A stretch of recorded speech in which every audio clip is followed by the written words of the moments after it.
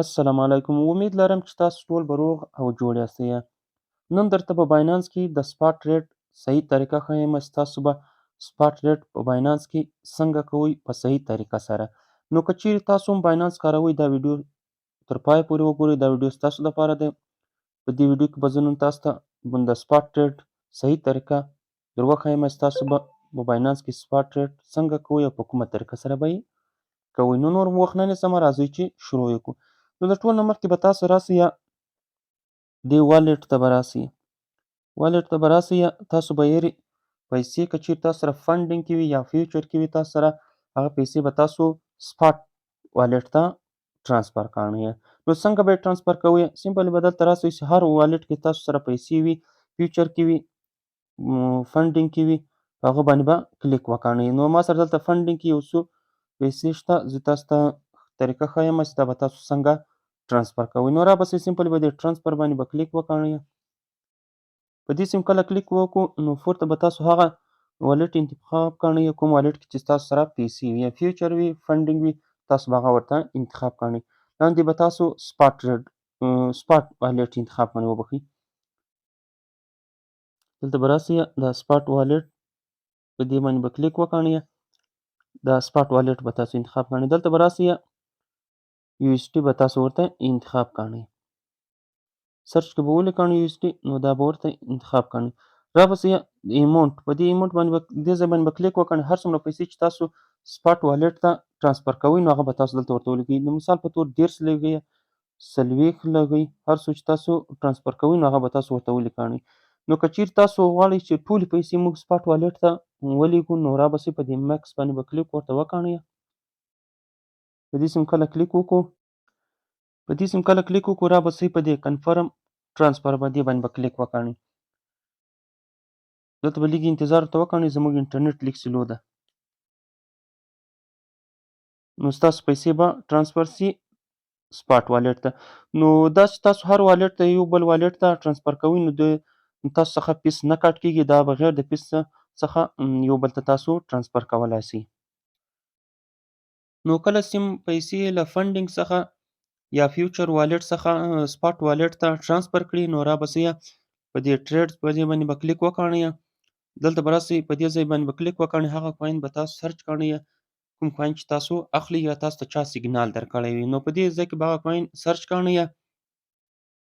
دا به داسې سرچ کاڼئ. په دې رابسئ په دې ځای باندې به کلیک وکاڼئ، په هغه کوین باندې به کلیک وکاڼئ کوم کوین چې تاسو اخلئ. نو کله سیم کوین سرچ کو رابسئ په دې لیمیټ باندې به کلیک وکاڼئ. دلته تاسو سره ډېرې اپشنې راواړوي. لیمیټ دی، مارکیټ دی، سټاپ لیمیټ دی، او سی او دی. د دې ټولو هر یو ځانته کار وي. نو نن زه تاسو ته لیمیټ او مارکیټ تشریح کوم. د دې طریقه کار درښیم. دا نور به په بله ویډیو کې زه تاسو ته در وښیم، ځکه چیرې زه ټول تاسو ته تشریح کوم نو بیا ویډیو اوږدیږي راڅخه. نو لومړی راځم لیمیټ ته. لیمیټ نه معنا دا ده چې تاسو یو کوین په ټیټ قیمت اخلئ او په لوړ قیمت یې خرڅوئ. یعنې تاسو یو کوین ته یو ټارګټ لیمیټ ټاکئ چې دا دونه ته راښکته شي نو ماته دې باینانس ډایرکټ واخلي. که زه آفلاین یم او که آنلاین یم نو ماته دې باینانس واخلي. نو تاسو به څنګه لیمیټ ورته ټاکئ؟ رابسئ په دې ځای باندې به کلیک وکاڼئ. د مثال په تور د دې کوین اوسنی پرایس ده 0.0888. د دې اوسنی موجود قیمت په مارکیټ کې دونه دی.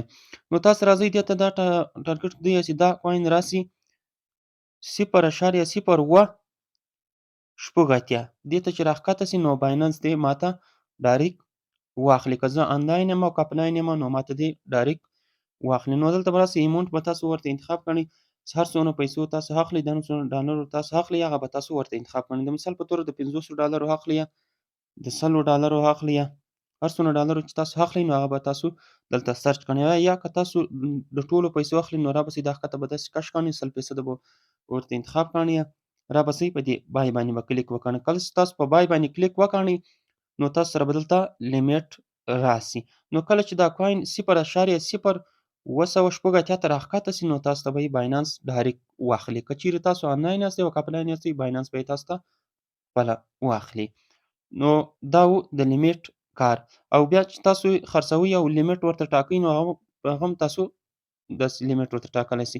رابسئ په سیل باندې به کلیک وکاڼئ. په سیل چې کله کلیک وکړو نو رابسې دلته به لیمیټ انتخاب کړئ.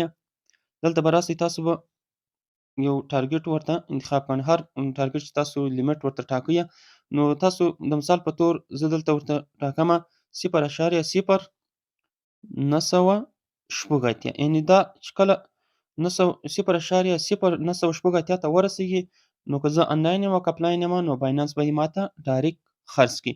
نو دلته به تاسو چې د هر څومره ډالرو تاسو خرڅوئ هغه به ورته انتخاب کړئ. د مثال په ټول د 500 ډالرو خرڅوئ یا د ټولو پیسو خرڅوئ رابسې 100% ورته انتخاب کړئ. په سیل باندې به کلیک وکړئ نو ستاسو لیمیټ آرډر به ولګېږي. نو کله چې دا کوین دونه ته پورته سي 0.980 ته پورته سي نو باینانس به یې تاسو ته ډایرکټ خرڅ کړي. که چیرې تاسو آنلاین یاستئ او که افلاین یاستئ. نو دا و د لیمیټ کار چې لیمیټ به تاسو څنګه استعمالوئ. اوس راځو مارکیټ ته. مارکیټ باندې چې کله تاسو کلیک وکړئ نو هر کوین چې تاسو سرچ کړی یا کوم کوین چې تاسو اخلئ د هغه کوین چې په مارکیټ کې کوم پرایس او کوم ریټ اوس چلیږي په هغه پرایس په هغه قیمت یې تاسو ته ډایرکټ اخلي. یعنې تاسو آرډر نسئ لګولی. د مثال په تور دا کوین چې تاسو اخلئ 0.0890 د دې قیمت اوسنی قیمت د مارکیټ پرایس چې دی نو په دې سره یې تاسو ته ډایرکټ اخلي. دلته چې تاسو راسئ مثلا د 500 ډالرو اخلئ د 100 اخلئ یا تاسو د ټولو پیسو اخلئ په دې ځای باندې چې دا خط داسې کش کړئ رابسئ په دې بای باندې به کلیک وکړئ. په دې بای باندې چې کله تاسو کلیک وکړئ نو دا کوین به تاسو ته ډایرکټ واخلي. یعنې تاسو آرډر نسئ لګولی په دې اوسنی پرایس باندې تاسو ته ډایرکټ اخلي. په سیل کې هم داسې طریقه ده چې تاسو دا یو کوم کوین چې تاسو خرڅوئ هغه مارکیټ تاسو دلته انتخاب کړئ نو په مارکیټ کې د کوم پرایس چلیږي په موجوده ټیم کې په هغه سره یې تاسو ته خرڅوي. نو دا په باینانس کې د سپاټ ریټ صحیح طریقه تاسو په باینانس کې سپاټ ریټ په صحیح طریقه سره څنګه کوئ. نو ان شاء الله په راتلونکي کې به زه تاسو ته په باینانس کې چې کوم اپشنان دي سټیپ بای سټیپ به زه ټول تاسو ته درښایم. نو تر هغه په الله باندې سپارم. ښه وختونه او ښې چارې ولرئ.